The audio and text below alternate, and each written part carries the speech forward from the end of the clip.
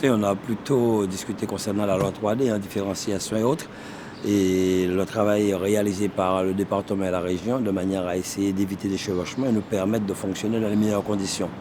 Nous avons aussi parlé finances concernant les collectivités, car c'est le ministre quand même des collectivités. La péréquation qu'ils ont mis en place déjà, il a annoncé 18 millions, c'est un début pour pouvoir accompagner certaines communes, mais 18 millions c'est une goutte d'eau. Et nous lui avons effectivement parlé un peu des lois qui nous bloquent actuellement pour pouvoir accompagner plus encore les collectivités, notamment la Convention de Cahors qui bloque un peu la région parce qu'il y a des collectivités en très grande difficulté. Et nous avons envie d'aider, mais on ne doit pas dépasser les 23%, notamment comme la ville de Bémao, les Abîmes et le département. Nous avons aussi fait le tour sur l'eau, où il a confirmé à la presse l'aide apportée à l'État en attendant quand même que la structure soit créée et qu'il faudrait qu'on y aille comme le département et la région se sont investis dès le début. Donc ce sont des thèmes que nous allons débattre d'ici 14 heures avec tous les élus au Mémorial Act. Oui, mais il faut déjà appliquer cette décentralisation qui n'est pas vraiment appliquée. Et nous lui avons même, avec mes collaborateurs, parlé aussi que certaines décisions puissent être prises carrément en Guadeloupe. Le préfet même a ses difficultés, il est obligé de monter à Paris, de revenir ici. Pourquoi pas donner la possibilité au préfet de prendre des décisions ici et revoir un peu les satellites de l'État qui bloquent certaines avancées de dossiers, de travaux, parce que c'est 2-3 ans, il faut simplifier cela. Donc nous allons discuter largement avec lui. Par exemple, les dossiers sur l'eau, les dossiers sur la loi sur l'eau, la loi sur les fouilles archéologiques, c'est un dossier qui retarde, qui prend le plus souvent 2-3 ans. Il faudrait qu'on puisse simplifier cela parce que nous avons des projets pour permettre aux entreprises de créer de la richesse, de l'emploi. Mais s'il faut attendre chaque fois 3 ans, donc nous ne sommes pas sortis de l'auberge. De l'état de la Guadeloupe, puisque nous avons eu deux congrès parce qu'il fallait obligatoirement, je dirais, réapprendre à se parler. Donc je lui ai rappelé que nous sommes arrivés à un consensus, même si à un moment donné nous n'étions pas d'accord, mais je crois qu'à un consensus qu'il était important de parler de ce qui nous inquiète, c'est d'abord l'eau, le transport, la réorganisation aussi, je dirais, du service public au bénéfice des Guadeloupéens. Donc, inévitablement, nous avons parlé aussi de cette obligation que nous avons de recommencer à discuter, de recommencer à parler, de répondre aux exigences du terrain. Et j'ai reparlé de cet article 971 qui, pour moi, pourrait, si une loi organique était prise, qui nous permettrait d'avoir une organisation correspondant le plus possible à ce que les Guadeloupéens souhaitent. Et j'ai rappelé au ministre aussi l'importance du social.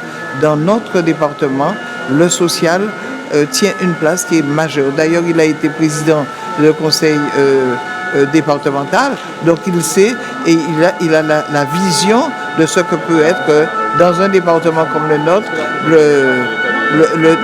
le poids du social. Donc nous avons aussi, rappelez-vous, dans un premier temps, j'avais demandé à rapatrier le RSA. Donc nous devons, là aussi, j'ai demandé, finalement, nous sommes à un stade où nous voyons bien que nous allons basculer, puisque le vieillissement de la population nous imposera de prendre, je dirais, de nouvelles, d'avoir des approches différentes. Donc, je crois que c'était important de l'avoir et de lui dire que les deux congrès que nous avons ne font qu'enclencher une démarche qu'il faudra prolonger.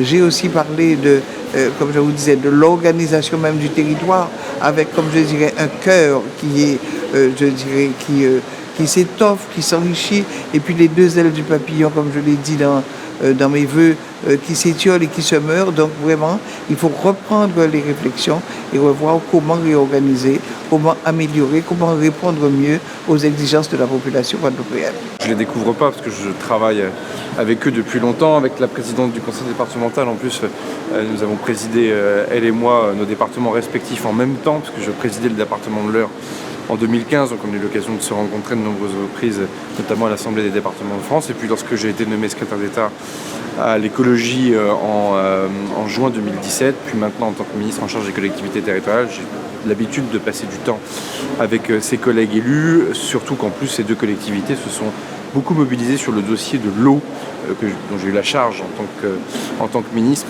et sur lequel le président de la République m'avait demandé d'avancer. Donc on a pu avancer grâce à ces collectivités. Là, on a eu un moment d'échange important et intéressant avec notamment des perspectives sur l'organisation du service public au fond, parce qu'on parle beaucoup des compétences des collectivités territoriales, mais c'est un peu abstrait. Ça intéresse beaucoup les élus, ça intéresse le préfet, ça intéresse évidemment le gouvernement. Ce qui est intéressant surtout, c'est comment on va bâtir ce service public pour les habitants de la Guadeloupe demain, et avec quel niveau de responsabilité politique à chaque strate des collectivités territoriales. Et en face, ça pose bien sûr la question de la répartition de la richesse et donc aussi des impôts. Donc ça, c'est le vrai sujet. On sait très bien qu'on est à 8000 km de Paris, donc on a un devoir de proximité plus grand ici qu'ailleurs. C'est la déconcentration, c'est comment des procédures et des décisions qui sont prises à Paris peuvent redescendre ici, soit entre les mains des élus, soit entre les mains du préfet. Ça, c'est quelque chose de très important. Et puis, bien sûr, sur la décentralisation, c'est l'organisation des compétences. Peut-être qu'aujourd'hui, il y a des chevauchements, peut-être qu'il y a des besoins de clarification qui sont importants pour nos concitoyens. Et ben, c'est ce que je vais entendre cet après-midi avec les différents ateliers de travail.